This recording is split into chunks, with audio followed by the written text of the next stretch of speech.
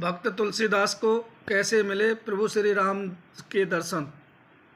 तुलसीदास जी के बारे में मान्यता है कि कलयुग में इन्हें भगवान राम और लक्ष्मण जी के दर्शन प्राप्त हुए थे। तुलसीदास जी के विषय में यह भी मान्यता है कि पूर्व जन्म में यह रामायण के लेखक महाकवि वाल्मीकि थे। भगवान राम के अनन्य भक्त होने के कारण ही तुलसीदास जी के रूप में इन्हें राम दर्शन का सौभाग्य मिला। लेकिन तुलसीदास जी को भगवान राम की भक्ति की प्रेरणा अपनी पत्नी रत्नावली से प्राप्त हुई थी। राम की भक्ति में तुलसीदास ऐसे डूबे कि दुनिया जहान की सुध न रही। तुलसीदास भगवान की भक्ति में लीन होकर लोगों को राम कथा सुनाया करते थे। एक बार काशी में राम कथा सुनाते समय इनकी भेंट एक प्रेत से हुई।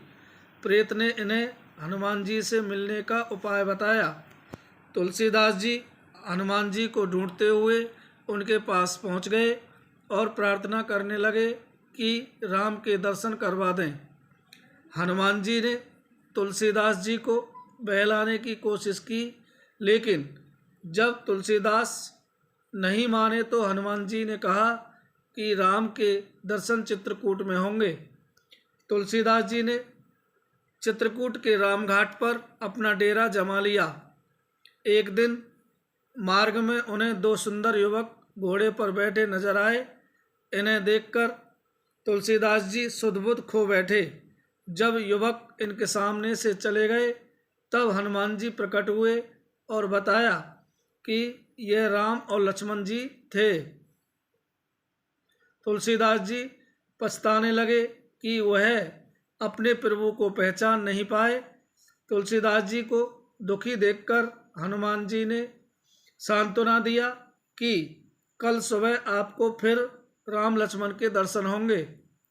प्रातः काल स्नान ध्यान करने के बाद तुलसीदास जी जब घाट पर लोगों को चंदन लगा रहे थे, तभी बालक के रूप में भगवान राम इनके पास आए और कहने लगे कि बाबा हमें चंदन नहीं दोगे। हनुमान जी को लगा कि तुलसीदास जी इस बार भी भूल न कर बैठे, इसलिए तोते का रूप धारण कर गाने लगे।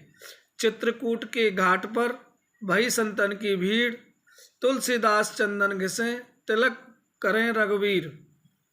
तुलसीदास जी बालक बने राम को निहारते निहारते सुध-बुध खो बैठे और भगवान राम ने स्वयं तुलसीदास जी का हाथ पकड़कर तिलक लगा लिया और खुद तुलसीदास जी के माथे पर तिलक लगाकर अंतर्ध्यान हो गए। जय श्री राम।